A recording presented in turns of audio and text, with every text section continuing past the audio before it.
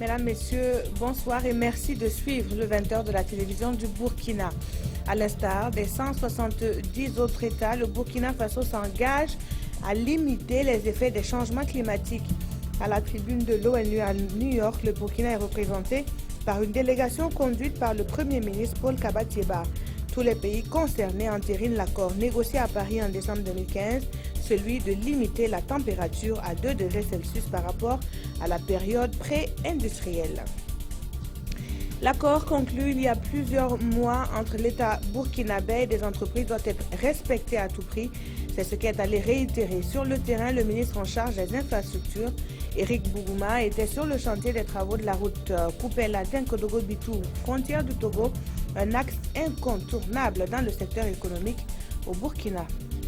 Et puis la CNSS souffle sur 60 bougies. La structure de prévoyance sociale rend hommage à ses pensionnés et à tous ceux qui lui accordent sa confiance. Et pour ce jubilé de diamant, la Caisse nationale de sécurité sociale et solidaire des malades, des orphelins et des prisonniers.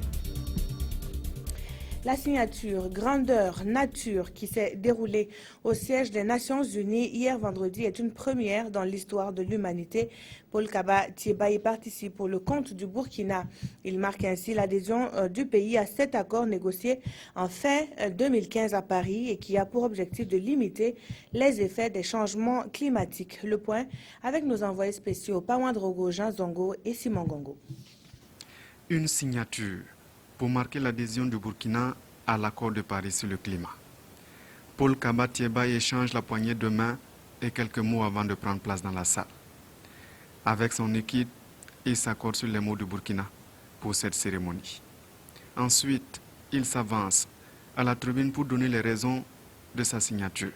Le programme de développement durable à l'horizon 2030 de l'accord de Paris pourrait changer définitivement et positivement le destin de notre planète et la vie de nos populations si nous renforçons la dynamique qui a guidé leurs négociations et leur adoption, y compris la présente cérémonie de signature. Selon le Premier ministre, le Burkina a déjà pris les devants en prenant des mesures de lutte contre les changements climatiques. Si l'étape que nous franchissons aujourd'hui est importante, plus importante encore reste celle de l'entrée en vigueur de l'accord et de sa mise en œuvre effective. À cet égard, il me plaît de rappeler l'adoption par mon pays en octobre 2015 de son document cadre de contribution prévu, déterminé au niveau national à l'horizon 2030, qui définit la stratégie nationale de lutte contre les effets des changements climatiques. Cette stratégie nationale comprend une composante d'atténuation des émissions des effets des gaz à effet de serre et une composante d'adaptation. Le pays compte ainsi mettre plus d'1 million de dollars à l'horizon 2030 pour atteindre ses ambitions. L'accord de Paris, quant à lui, demande de limiter la température en dessous de 2 degrés Celsius par rapport à la période pré-industrielle et poursuivre les efforts jusqu'à 1,5 degrés Celsius. Et puis, en marge de cette signature, le Premier ministre a été reçu en audience par plusieurs autorités du système des Nations Unies. Il est allé exposer les projets du Burkina en matière de paix et de développement. Par la suite, Paul Kaba-Thiéba a été reçu en audience par un vice-président de la Banque mondiale qui est venu proposer son plan de financement aux autorités burkinabées. Le point toujours avec nos envoyés spéciaux Pawan Drogo, Jean Zongo et Simon Gongo. Le Premier ministre s'est d'abord entretenu avec le sous-secrétaire général des Nations Unies chargé de la consolidation de la paix. Avec lui, il a été question de sécurité et des opérations de maintien de la paix. Ensuite, il a été reçu par le chef de cabinet du secrétaire général des Nations Unies. Tous ont parlé soutien et développement. Ce qui ressort de tous ces entretiens, c'est la volonté très ferme de toutes les instances des Nations Unies, des partenaires au développement, de stabiliser le Burkina Faso, d'éviter que, sans assistance économique et financière appropriée, des désordres puissent avoir lieu, ce qui n'est pas bien pour notre pays, ce qui ne serait pas bien également pour la sous-région. Enfin, Paul Kaba-Thiéba a reçu un vice-président de la Banque mondiale. Ils ont échangé sur le plan de développement du pays avec un accent sur la recherche des fonds.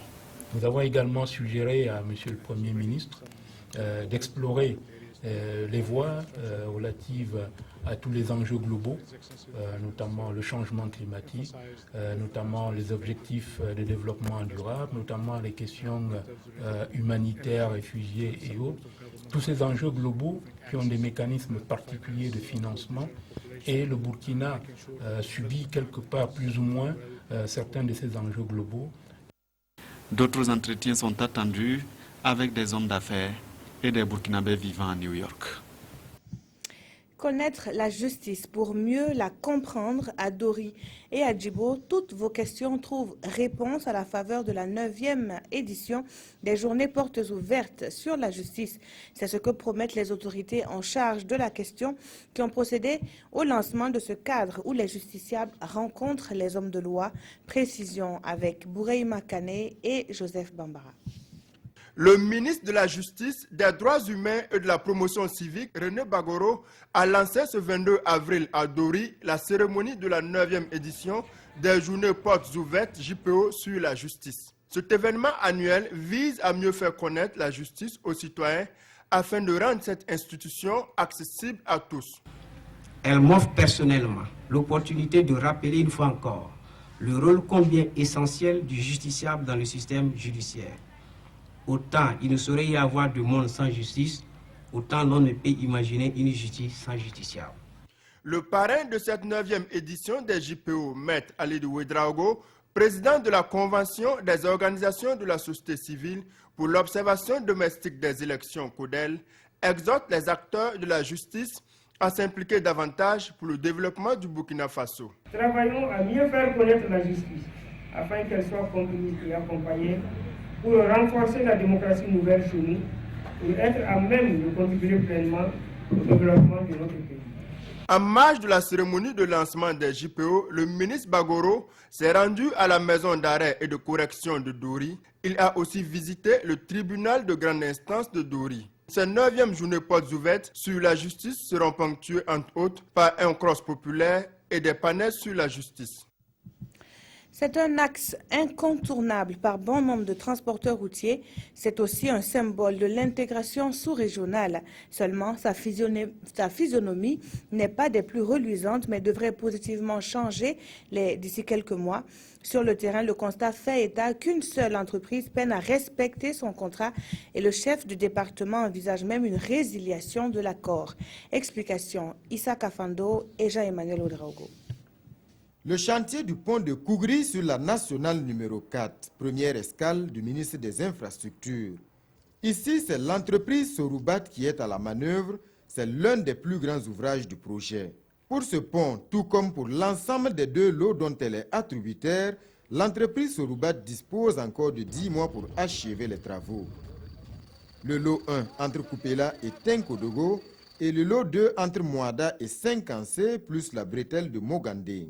On est arrivé à un pourcentage de entre 50 et 55% d'avancement au niveau du lot 1.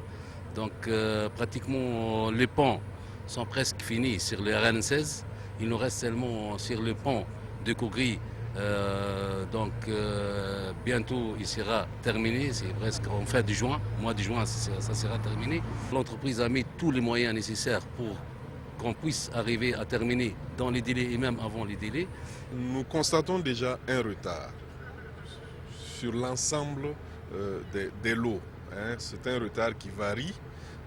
Sur le lot 3, le retard est plus important que sur le lot 1.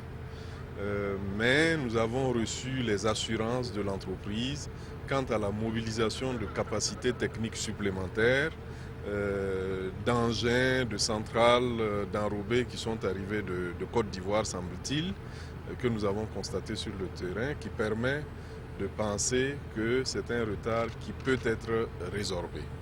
Le lot 2 entre Tenkodogo et Mouada est celui de tous les problèmes. C'est un groupement d'entreprises qui est attributaire. Pour des travaux qui devaient débuter depuis février 2015 pour 18 mois, ici c'est toujours le calme plat, des problèmes internes sont évoqués. Mais trêve de patience, une solution radicale est désormais envisagée. Sur le lot 2, il faut reconnaître que la procédure de résiliation, de mon point de vue, aurait dû être engagée depuis longtemps. Je peux vous assurer que c'est une procédure qui est en cours. Parce qu'il n'est pas du tout admissible que depuis que ce marché a été passé, l'exécution n'a pas encore commencé. Ce projet en chiffres, ce sont 150 km de routes réhabilitées et renforcées, la route nationale numéro 16, l'une des plus importantes pour l'économie burkinabé, et 3,34 km de routes construites et bitumées, la bretelle de Mogandé. En attendant de trouver la solution au lot 2, le ministre a invité l'entreprise Soroubat à maintenir la cadence pour rester dans les délais et mettre fin rapidement au calvaire des transporteurs dans les nombreuses déviations. L'intégration passe aussi par les airs et depuis novembre 2015, les chefs d'État du G5 Sahel ont décidé de la création d'une compagnie aérienne. À Ouagadougou, ce projet prend forme avec une rencontre des ministres en charge des transports de ces 5 pays du Sahel.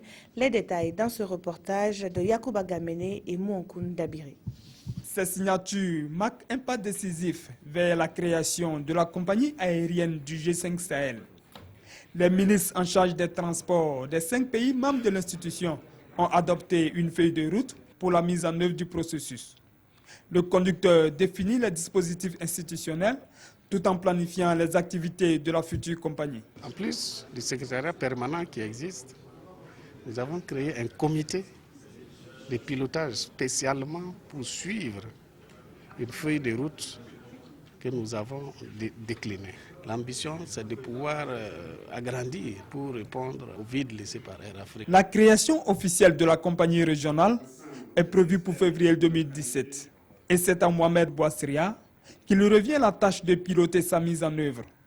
L'ingénieur mauritanien a pour mission d'identifier et d'analyser en un temps optimal l'ensemble des aspects liés à la réalisation du projet. Et même au-delà, en termes de connectivité à garantir pour l'ensemble des pays formant notre espace régional, mais également entre cet espace régional et les autres régions de l'Afrique et du monde. Et je crois qu'avec cette vision très claire, avec cette appréciation très bonne des moyens à mettre en place et cette bonne lecture des enjeux qui nous attendent, nous sommes confiants qu'on parviendra à nos objectifs dans les délais impartis. Pour son financement, les acteurs optent pour une démarche inclusive et participative des 5 pays que sont le Mali, le Tchad, la Mauritanie, le Niger et le Burkina Faso. L'étude de faisabilité est quant à elle financée par la Banque arabe pour le développement économique en Afrique. Un jubilé de diamant pour la Caisse nationale de sécurité sociale. La Caisse de prévoyance sociale rend hommage à ses pensionnés et se penche sur l'amélioration de la qualité de ses prestations. Ce matin, à la place de la Nation, la CNSS a donné le ton de la commémoration de ses 60 années d'existence. Konsoun Koulibaly, Viviane Tchenrobego. Le 6 décembre 1965, lorsque l'équipe de René Bako portait sur les fonds baptismaux la caisse de compensation des prestations familiales, elle était loin de se douter qu'elle aurait un tel succès 60 ans après. Les bénéficiaires sont passés de 4 360 en 1956 à 932 407 en 2016. Parmi eux, les retraités figurent en bonne place. Nous sommes aujourd'hui bénéficiaires d'une pension de retraite. J'interpelle tous les travailleurs du Burkina Faso afin qu'ils veillent à ce que leurs cotisations soient régulièrement versées à la CNSS par leurs employeurs respectifs dans l'optique d'obtenir un lendemain meilleur. Des employeurs modèles immatriculés, il y en a. La CNSS leur a rendu hommage. L'établissement public de prévoyance sociale a travaillé depuis sa création à s'adapter aux besoins de ses assurés. Il y a eu l'extension de la couverture sociale, l'opération de bancarisation pour sécuriser les paiements. Tout cela, c'est des acquis, des innovations dans le but de satisfaire nos assurés sociaux. La mise en œuvre très prochaine de l'assurance maladie universelle viendra consolider ce dispositif pour une réelle extension du champ d'application de la sécurité sociale. Pour l'année 2016, le montant des prestations servies devrait dépasser 34 milliards de francs CFA. C'est une institution qui a sa place. Si elle n'existait pas, il aurait fallu la créer. Il s'agit de faire en sorte que les retraités vivent mieux, que les travailleurs accidentés ne soient pas abandonnés à eux-mêmes, qu'ils se sentent partie prenante, partie entière de la société et se sentent utiles. Pour son jubilé de diamant, la CNSS n'a pas reçu de cadeau. Elle en a offert au Home Kizito, au centre d'Elouendé de Tanguin, à la Mako et à des veuves démunies. Les CHU Yalgado Ouedraogo et Sourou Sanou ont reçu à eux deux un chèque de 32 millions de francs CFA. Direction Bobo Dioulasso, où la question des élections fait l'actualité. Les autorités traditionnelles, coutumières et religieuses sont mises à profit pour des élections municipales crédibles et apaisées. L'association Racine et l'ONG PEDEV sont à l'origine de cette formation dont les enjeux sont définis dans ce reportage de Betty Bienaon et Sanoua Christine Koulibaly. Quand vous avez déjà assisté à la confection des différentes listes et les querelles au sein même des partis et les différentes démissions, quand vous avez vu les différents recours que les partis politiques ont déposés les uns contre les autres, l'atmosphère est suffisamment électrique. Raison pour laquelle l'association Racine a une fois de plus pris son bâton de pèlerin pour sensibiliser les autorités coutumières, traditionnelles et religieuses pour des élections municipales crédibles et apaisées. De l'avis des responsables de l'association, il faut à tout prix éviter d'entacher le nouveau processus démocratique entamé le 29 novembre dernier. Et le choix de la cible est évocateur. Aucun Burkinabé n'échappe à une de ces confessions-là. Ça, c'est un. De deux, les autorités traditionnelles, les chefs, sont des administrations de proximité et sont des hommes de confiance de leur communauté. De ce point de vue, leur parole est vécue par les uns et comme les autres par quelque chose d'essentiel.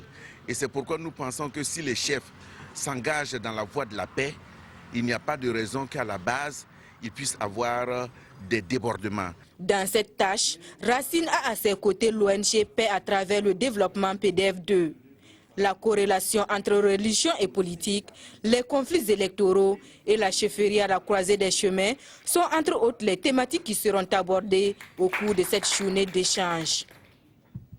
Le laboratoire d'études Think Tank Burkina International fait le bilan des études menées sur les 100 jours de la gouvernance post-transition. Sa méthode de travail a consisté à réaliser 2 sondages d'opinion, l'un auprès d'observateurs de la scène politique et l'autre auprès de citoyens ordinaires. Les résultats dans ce reportage de Konsoum Koulibaly et Nathalie Sawadogo. Les Burkinabés ne sont pas satisfaits de leurs conditions de vie, mais restent optimistes par rapport à l'avenir. C'est le résultat de l'étude menée par Think Tank Burkina International. Les observateurs de la scène politique nationale, eux, ne sont pas aussi optimistes. En ce qui concerne la direction prise par notre pays, alors les citoyens ordinaires estiment que le Burkina Faso n'est ni dans la bonne direction, ni dans la mauvaise direction, mais cependant, le sondage que nous avons réalisé auprès des observateurs de la scène politique nationale estime que le Burkina Faso est dans la mauvaise direction. En revanche, les Burkinabés n'ont pas confiance aux partis politiques et à la justice. Ils ont aussi une mauvaise perception sur la présence des forces armées étrangères au Burkina.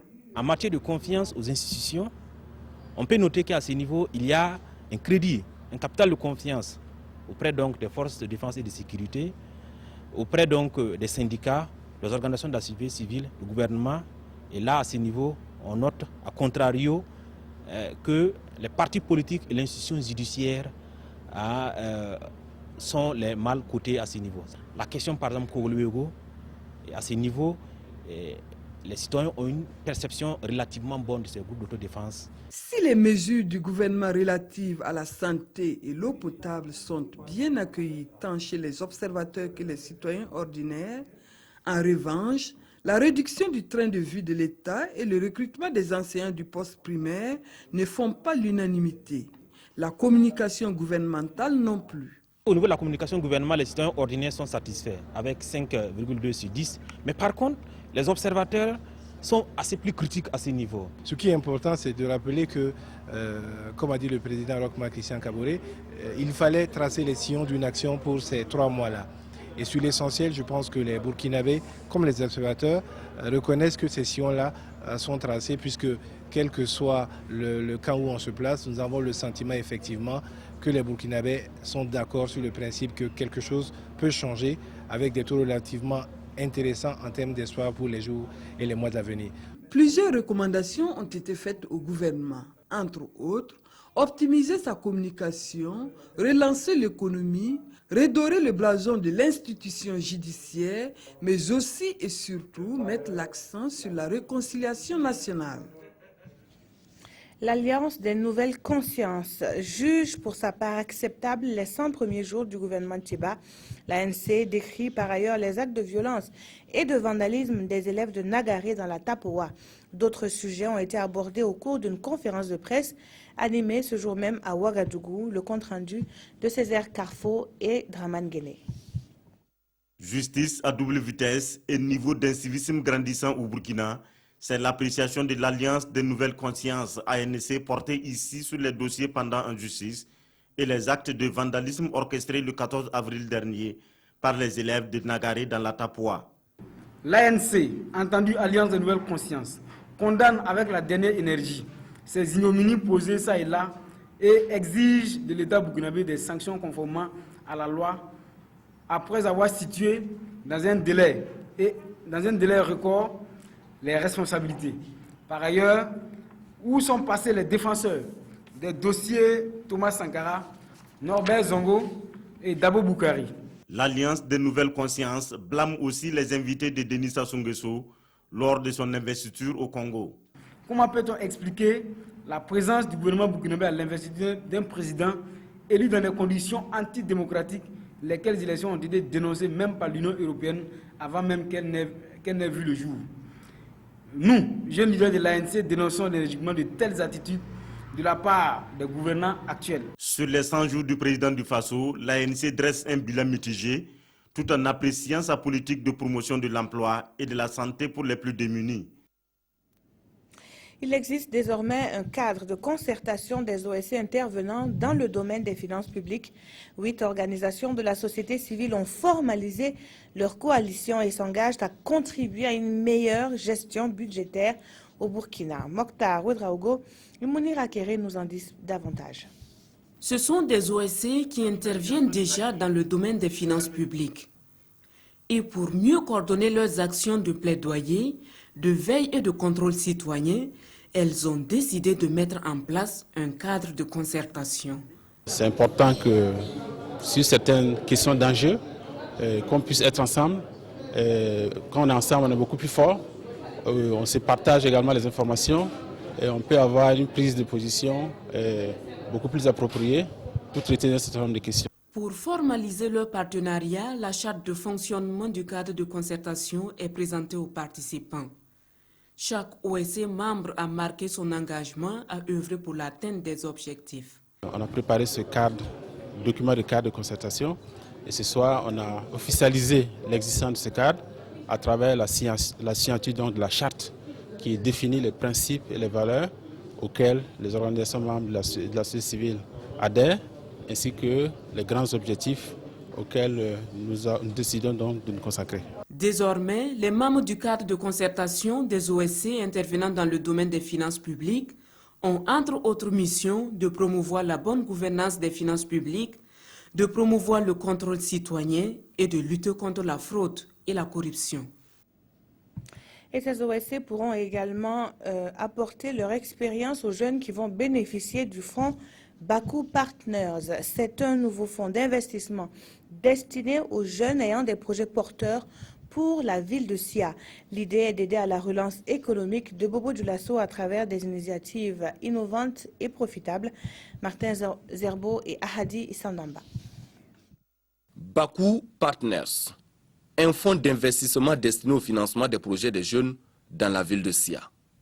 Porté par un natif de la ville, il a pour vocation de faire de Bobo Dioulasso la locomotive du développement du Burkina Faso. Et c'est un fonds d'investissement pas comme les autres au regard de son mode opératoire. Entre l'idée et la réalisation du projet, il y a le financement. Et je voulais donc compléter cette chaîne avec une société qui peut s'occuper du financement. Ça peut être sous forme de prêt, ce n'est pas l'idéal. L'idéal, c'est une prise de participation au capital de ces entreprises-là et avec un accompagnement sur 5 ans environ et une sortie donc du capital dans un horizon de 5 ans. Et au lancement des activités du fonds, le promoteur n'a pas manqué de justifier le choix de Bobo Dioulasso et surtout sa jeunesse. Nous avons remarqué qu'à Bobo, il y a des entreprises qui vivotent parce qu'ils ne sont pas compétitifs. Je prends l'exemple des huiliers. Ces gens-là produisent un produit qui, produit au Burkina Faso, n'arrive pas à compétir, à être compétitif par rapport à l'importation.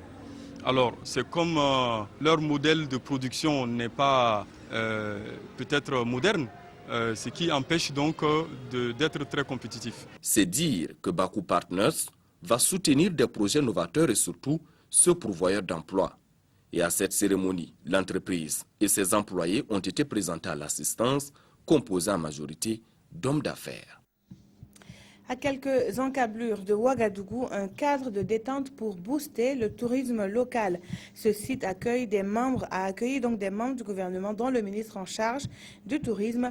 Le promoteur avoue avoir investi plus d'1 milliard de francs CFA. Paul-David Bambara et Zalissa Sanfo y étaient, leur compte rendu.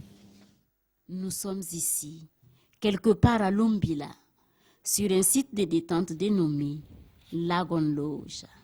Il fait désormais partie des sites de détente que propose le Burkina Faso. Et Tahirou Bari est ici pour le découvrir.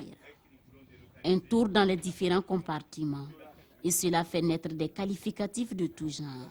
C'est un cadre enchanteur, c'est un cadre de repos, c'est un cadre situé au cœur du Burkina Faso qui fait la fierté de notre nation. Si pour le ministre de la Culture, cette initiative va booster le tourisme au Burkina Faso, celui de l'énergie lui admire plutôt le choix de l'énergie utilisée. Le site est alimenté à partir du solaire à hauteur de 50% et le promoteur affirme donc pouvoir agir dans le sens d'atteindre 180 kW crête. Cadre idyllique, enchanteur, avec de l'énergie qui plaît. Cela a coûté 1,5 milliard de francs CFA aux promoteurs. Durant les vacances, beaucoup de milliers de Burkinabés prennent des billets d'avion pour aller à l'étranger pour passer les vacances. J'ai dit non, il faudra qu'il y ait quelque chose chez nous. Il faudra qu'un Burkinabé puisse prendre sa famille, aller trouver un cadre très enchanteur pour passer ses vacances paisiblement avec sa famille. L'idée mûrit. Il aura fallu 3 ans pour voir Lagon Loge naître. Et il a ouvert ses portes depuis 1 an déjà. Le tourisme occupe également une place de choix dans la 24e édition du festival Jazz Awaga. Les secrets de cette édition, qui va ouvrir ses portes à partir du 29 avril prochain, ont été dévoilés à la presse ce jour même. Une trentaine d'artistes d'ici et d'ailleurs vont offrir aux mélomanes un show inédit. C'est en tout cas ce que promettent donc les organisateurs, nous disent donc Yacouba Gamene et Zalissa Sanfo.